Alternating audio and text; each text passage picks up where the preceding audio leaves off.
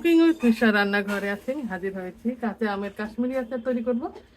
এই আচার বানাতে আমি 1.5 কেজি পরিমাণ আম নিয়েছি, আর যতটুকু আম নিতে হয় ঠিক ততটুকু পরিমাণ 1.5 কেজি চিনি নিয়ে নিয়েছি, ভিনেগার নিয়েছি, আদা কুচি, শুকনো মরিচ ফালি করে বিচি ফেলে দিয়েছি, সামান্য একটু লবণ নিয়েছি। সিম্পল একটি রেসিপি, শুরু করে দিচ্ছি।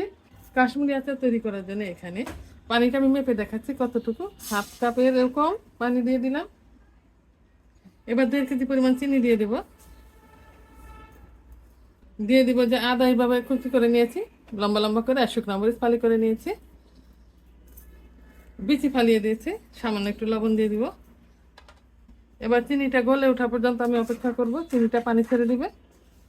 কিছুক্ষণ জাল দেওয়ার পরে চিনিটা কিন্তু এইভাবে গলে গিয়েছে। এই অবস্থায় আমি আমের ফালিগুলো দিয়ে দিব।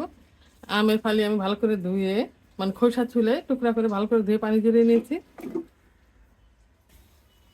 কিছুক্ষণ জাল দেওয়ার ফলে দেখা যাবে আম থেকে যথেষ্ট পরিমাণ পানি বের হয়েছে।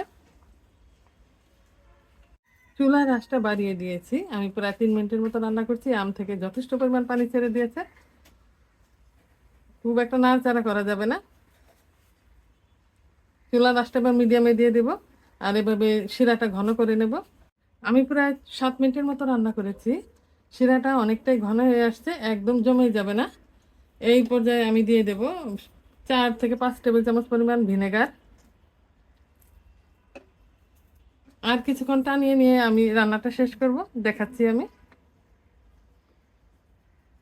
আমগুলো গলে যাবে না। ভিনেগার দেওয়ার পর আমি আরও 3 থেকে 4 মিনিটের মতো রান্না করেছি। আম পুরোপুরি সিদ্ধ হয়ে গিয়েছে। এবার আমি আচারগুলোকে ঠান্ডা করে নেব। আর শিরাটাও ঘন হয়ে গিয়েছে, ঠান্ডা হলে শিরা আরও ঘন হয়ে যাবে। এর চেয়ে বেশি আমি আর জাল দেব না। ঠান্ডা হলে তারপর দেখাচ্ছি কীরকম হলো আচারটা। কাঁচা আমের কাশ্মীরি আচার তৈরি করতে কোনো ঝামেলা পোহাতে হয় না, ঝটফট হয়ে যায়, আর খেতে কিন্তু ভারী মজা। আমি পুরোপুরি ঠান্ডা করে নিয়েছি। দেখতে এরকম হয়েছে, কোনো ফুড কালার আমি ব্যবহার করিনি। আজ এ পর্যন্তই। আগামী দিন অন্য কোনো রেসিপি নিয়ে হাজির হব। আল্লাহ হাফেজ।